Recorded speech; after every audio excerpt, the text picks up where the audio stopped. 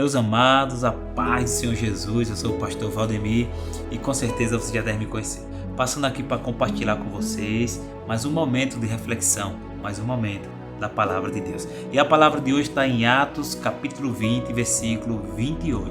Já dá um pause aí e pega a sua Bíblia. Está escrito assim: Olhai, pois, por vós e por todo o rebanho, sobre o qual o Espírito Santo vos constituiu bispo, para apacentardes a igreja de Deus, que ele adquiriu com o seu próprio sangue. Vamos lá.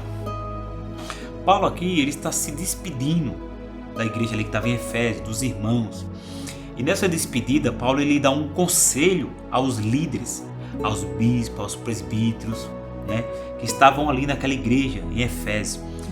E a orientação do apóstolo Paulo foi para que esse grupo de líderes cuidassem deles mesmos, cuidassem das suas casas, das suas famílias, cuidassem da sua vida espiritual, da sua vida material, cuidassem da sua aparência, cuidassem da sua saúde emocional, porque como que eu, irmão, sou um líder e não consigo cuidar de mim, não consigo cuidar da minha casa, não consigo cuidar da minha família e vou cuidar do rebanho de Deus?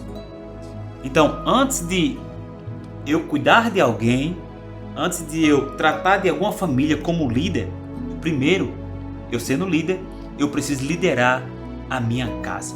Por isso que o conselho do apóstolo Paulo, aqui em Atos capítulo 20, versículo 28, diz: Olhai, pois, por vós. Primeiro é vós, primeiro é o líder. O líder tem que se cuidar. O líder tem que ser o homem sarado. O líder tem que ser o homem curado.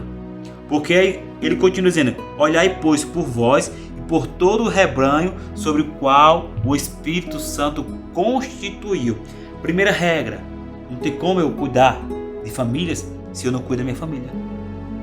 Primeiro eu preciso cuidar da minha família, orientar minha esposa, cuidar dos meus filhos, olhar como é que está a minha casa para depois eu cuidar de outras famílias.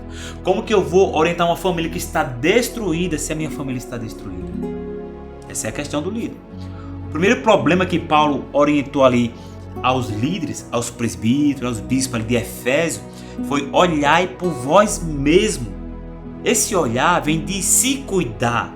Esse olhar vem de se preparar. Esse olhar vem de manter a casa em ordem. Então, primeiro, você como líder se cuida, se prepara para a boa obra, para depois você cuidar. Depois você orienta o rebanho de Deus. Porque como que pode? A Bíblia diz: um cego guia outro cego. Como que pode um líder fazendo tudo errado querer ensinar alguém o certo? Então, o conselho aqui de Paulo aos Efésios, na sua despedida, que ele ia voltar para Jerusalém, foi: olhai por vós mesmo. Então, o ponto principal aqui é você começar pela sua casa. O ponto principal aqui é você começar a olhar para você. O quanto eu preciso me consertar. O quanto eu, como líder, como pastor, como presbítero, o quanto eu preciso arrumar algumas áreas da minha vida. Porque eu tenho que olhar para mim mesmo. Eu tenho que olhar para a minha vida, para a minha casa, para a minha família. Como que eu quero ensinar se eu não aprendi? Como que eu quero mostrar o caminho se eu não caminho nele? Então, um líder, segundo aqui as orientações de Paulo, ele tem que olhar para ele mesmo. Se você que é líder não é curado, você vai ferir. Como que alguém que está ferido vai estar curando alguém? Então isso é muito importante, porque é aquela questão que eu sempre digo: não vem primeiro o cargo para depois vir caráter. Primeiro é caráter para depois vir cargo. Como assim, pastor? Explique melhor. Primeiro você precisa se converter, filho. Você quer ser líder? Você precisa arrumar sua casa. Você precisa ser marido de uma só mulher. Você precisa abandonar as coisas do mundo. Romanos 12, versículo 2. Então o líder, primeiro ele olha para a casa dele.